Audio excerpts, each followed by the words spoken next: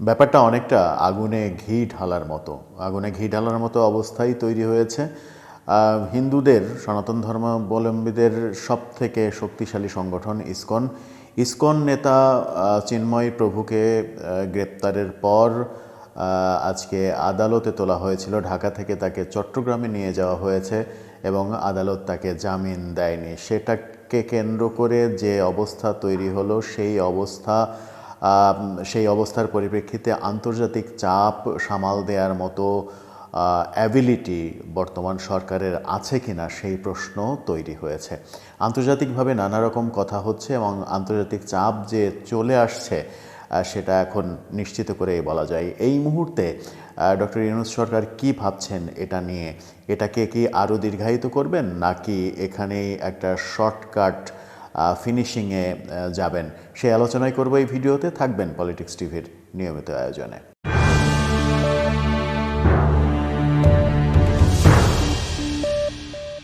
বলছিলাম ইসকন নেতা চিন্ময় প্রভুর কথা। চিন্ময় প্রভুকে আদালত আজকে জামিন দেননি। চট্টগ্রামের আদালতে তাকে হাজির করা হয়। ঢাকাতে গ্রেপ্তারের পরে গত রাতে চট্টগ্রামে নিয়ে রওনা দেওয়া হয় এবং আজকে সকালে চট্টগ্রামে জামিন না দেওয়ার পর প্রিজন ভ্যানকে কেন্দ্র করে চিন্ময় প্রভুর ভক্তরা আন্দোলন করতে থাকে এবং প্রিজন ভ্যান আটকে দেয়। প্রায় 2 ঘন্টারও বেশি সময় প্রিজন ভ্যানে তোলার পরেও প্রিজন ভ্যান 1 ইঞ্চিও সরাতে পারেনি পুলিশ। অতঃপর শুরু হয় দাঙ্গা, পুলিশের লাঠিচার্জ, টিয়ার সেল, ব্যাপক মারধরের ঘটনা, ব্যাপক মারধরের ভিডিও চিত্র দেখা গেছে এবং এই ঘটনাকে কেন্দ্র করে টিয়ার সেল, সাউন্ড গ্রেনেড এগুলো ছোড়া হয়েছে। সাউন্ড গ্রেনেডটাকে গ্রেনেড হিসেবে উপস্থাপন করে ভারতীয় সংবাদ মাধ্যমে খবরও চলছে। ভারতের সংবাদ মাধ্যমগুলো শুধুমাত্র চিন্ময় প্রভু এবং বাংলাদেশ নিয়েই যেন পড়ে আছে, এমন অবস্থা শুরু হয়েছে। এমন অবস্থা যে শুরু হবে সেটা বাংলাদেশ সরকারের খুব ভালো করে জানা থাকার কথা ছিল, কিন্তু সরকার কেন এই পথে এগোলো সেটা একটা বড় প্রশ্ন। অনেকে বলছেন, অনেকে আলোচনা করছেন এমনটাও যে ঢাকায় যখন কলেজে কলেজে মারামারি হচ্ছে, কলেজ দখল হচ্ছে এবং 5ই আগস্টে গণভবনে যেরকম ধ্বংসযজ্ঞ চালানো হয়েছিল এবং লুটপাটের দৃশ্য দেখা গিয়েছিল, সেই লুটপাটের দৃশ্য গতকালকে আমরা একটি কলেজে দেখেছি, মোবারক হোসেন মোল্লা কলেজে। সোহরাওয়ার্দী কলেজের শিক্ষার্থীরা লুটপাট করে এহেন কোনো জিনিস নাই যা নিয়ে যায়নি। কলেজের এই অস্থিরতা, কলেজ বিশ্ববিদ্যালয়গুলোর এই অস্থিরতার দিকে চোখ নিয়ে অন্যদিকে ফেরাতে চিন্ময় প্রভুকে গ্রেপ্তার করা এবং চিন্ময় প্রভুর দিকে দৃষ্টি সরানো, এরকম আলোচনাও হচ্ছে যে কলেজগুলোকে যখন সরকার ট্যাকেল দিতে পারছে না তখন দৃষ্টিটা অন্য খাতে সরানোর চেষ্টায় চিন্ময় প্রভুকে গ্রেপ্তার। এবং এখন কলেজ আলোচনা বাদ চিন্ময় প্রভু আলোচনা শুরু হয়েছে। অন্যদিকে ইসকনের আমেরিকা ইসকন থেকে একটি চিঠি ভারতকে পাঠানো হয়েছে, এমন তথ্যও এসেছে গণমাধ্যমে। সেই চিঠিতে ভারতকে এই ব্যাপারে ব্যবস্থা নেওয়ার জন্য বলা হয়েছে। সারা বিশ্বে 100টিরও বেশি দেশে এই ইসকনের সংগঠন রয়েছে। তারা যদি একযোগে এই ব্যাপারে কোনো পদক্ষেপ নেয়, বিবৃতি দেয় এবং তারা মুভমেন্ট শুরু করে, তাহলে সেটা বাংলাদেশের জন্য খুবই খুবই বিপজ্জনক একটা পরিস্থিতি তৈরি হবে।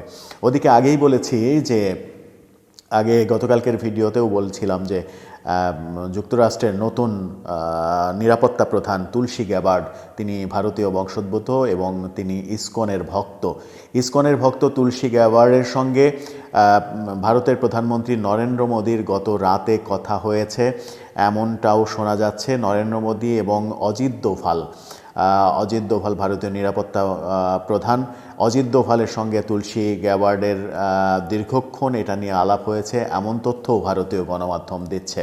অর্থাৎ চিন্ময় প্রভুর মুক্তি না হলে ব্যাপারটা খারাপ দিকে যাবে এমনটা ভাবা হচ্ছে। চিন্ময় প্রভুকে নিয়ে এমনটা করা হলো কেন? তাকে সন্ত্রাস ছড়ানোর অভিযোগ করা হচ্ছে সরকারের পক্ষ থেকে। সরকারের একজন উপদেষ্টা, সমন্বয়কারীরা তারা বলছেন যে এই চিন্ময় প্রভু নাকি তার বক্তৃতার মাধ্যমে সন্ত্রাস ছড়াচ্ছে। চিন্ময় প্রভু কিভাবে সন্ত্রাস ছড়ালেন সেটা অবশ্যই দেখা উচিত। যদি সত্যিই সন্ত্রাস ছড়িয়ে থাকেন তাহলে একটা ভিন্ন কথা। আর যদি এটা অজুহাত হয় যে চিন্ময় প্রভু যেহেতু অনেক বড় বড় সমাবেশ করছে, এই সমাবেশটার পেছনে আওয়ামী লীগের ইন্ধন রয়েছে, আওয়ামী লীগ ইসকন লীগ হয়ে ফিরে আসছে, এই ভয় থেকে যদি এরকমটা করা হয়ে থাকে তাহলে সেটা হিতে বিপরীত হয়ে যাবে, এমনটাও অনেকে ভাবছেন। এখন কোন পথে হাঁটবে সরকার? চিন্ময় প্রভুকে আগামীকালকে উচ্চ আদালতে আনা হবে। উচ্চ আদালত তাকে জামিন যদি দেন তাহলে হয়তো ঝামেলাটা কিছুটা হলেও মিটে যাবে, কিন্তু যদি জামিন না দেন, আজকে যে এরকম পরিস্থিতি হয়েছে, চট্টগ্রাম যেভাবে রীতিমতো যুদ্ধের শহরে পরিণত হয়েছে, কক্সবাজার চট্টগ্রাম গত রাতে আমরা উত্তাল হতে দেখেছি। আজকে শাহবাগে সমাবেশ ছিল, শাহবাগে অন্তত 10 প্লাটুনের বেশি বিজিবি মোতায়েন করা হয়েছে। শেষ পর্যন্ত ইসকনের সমাবেশটা আর করা হয়নি শাহবাগ থেকে। এই ঘটনাগুলো আরও বেশি দীর্ঘায়িত হবে। তারা বলছেন যে যতক্ষণ পর্যন্ত চিন্ময় প্রভুকে মুক্তি দেয়া না হবে ততক্ষণ পর্যন্ত তাদের আন্দোলন চলবে। এই আন্দোলন দীর্ঘায়িত হলে সেটা হিতে বিপরীত হবে। আমার মনে হয় যে এই সব ব্যাপারগুলো আদালতও দেখছেন, আদালতও এই ব্যাপারটা ভেবে দেখবেন, দেশের কথা ভেবে হয়তো যেটা ভালো সিদ্ধান্ত সেটাই নেবেন। কিন্তু সরকার যে পথে হাঁটলো সেই পথটা সরকারের জন্য নিরাপদ কিনা, আন্তর্জাতিক চাপ সরকার সামলাতে পারবে কিনা, সেটাই এখন বড় প্রশ্ন।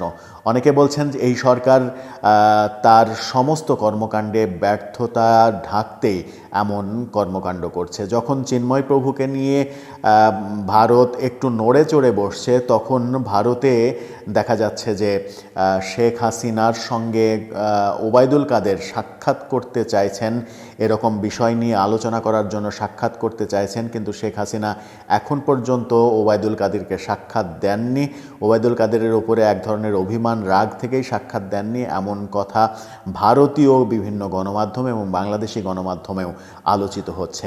সব মিলিয়ে এই ইসকনের আন্দোলনের সঙ্গে যদি আওয়ামী লীগ যোগ দিয়ে দেয় তাহলে পরিস্থিতি এতটাই ঘোলাটে হয়ে যাবে, সেটা সরকারের নিয়ন্ত্রণের বাইরে চলে যাবে বলেই মনে করেন বিশেষজ্ঞরা। সরকার তাহলে কোন পথে হাঁটবে? দর্শক, আপনার কি মনে হয় সরকার কোন পথে হাঁটবে? এই অবস্থার আবার সুযোগ নিয়ে ফেলবে না তো আওয়ামী লীগ? আপনার মতামত জানিয়ে লিখতে পারেন আমাদের কমেন্ট বক্সে।